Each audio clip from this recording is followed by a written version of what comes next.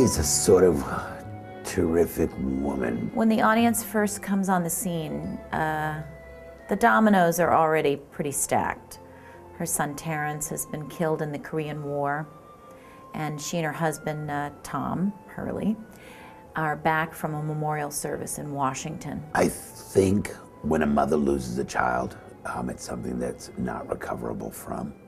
But there is this other child. Now the daughter wants to get married, and the daughter wants to get married in a specific way. She just wants to go to City Hall, and that's that.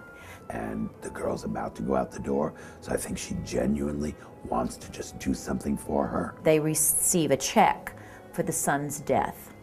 And in Tom Hurley's mind, he wants to sort of buy more into the medallion of his taxi cab.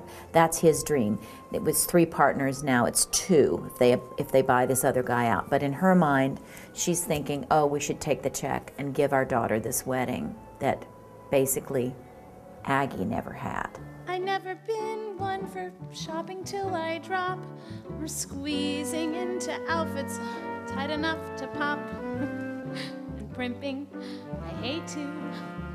I usually can't wait to be done. But I have to admit, this is fun. That scene is the first time in the show you really see Aggie come to life, I think. And actually you see the mother and daughter connection. I eloped, Faith eloped in my real life.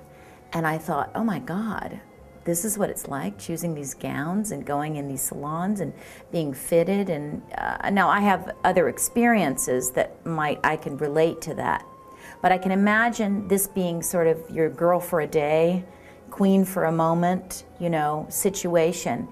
And Aggie in the play had never had that. So to see her daughter in a shop like that, in a full-length wedding gown for the first time, took her breath away. And you know from now on, if you ever should hear that sweet song, you'll remember this husband and wife, the lovely young girl in her wedding gown and her flower crown. A lot of families come from pride and shame, and I think both of those feelings are indicative in that bridal shop. I think Aggie doesn't feel worthy to be there, but at the same time she's got the money to spend and she wants to do this for her daughter because she never had it for herself. Because of circumstances, as we find out over the show, she got knocked up. Her father, who was a cab driver working out of the same garage as the kid who knocked her up, just went to him and said, marry her, I'll buy you a share of your cab. Finished, done, shotgun wedding, and she just assumed he married her for the money. And never looked back. She, Aggie, had been a bride with no waistline, as they said in those days. She had to get married. As she looks at that, she starts thinking, if only I'd had a wedding. And she decides, I got married in a plain cotton dress at City Hall. She says, in a cotton dress not fit to be seen in, let alone married in.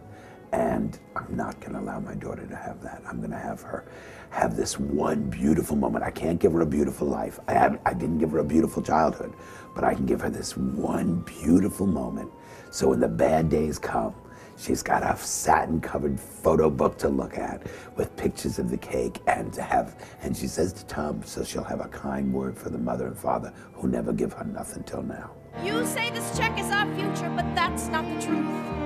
I say your kids are your future, and though there's no way we can buy back her youth, we can still give her one perfect day to remember us for. Please, let's give her this one thing, Tom. One thing that's special for her. One thing she'll smile about all of her days.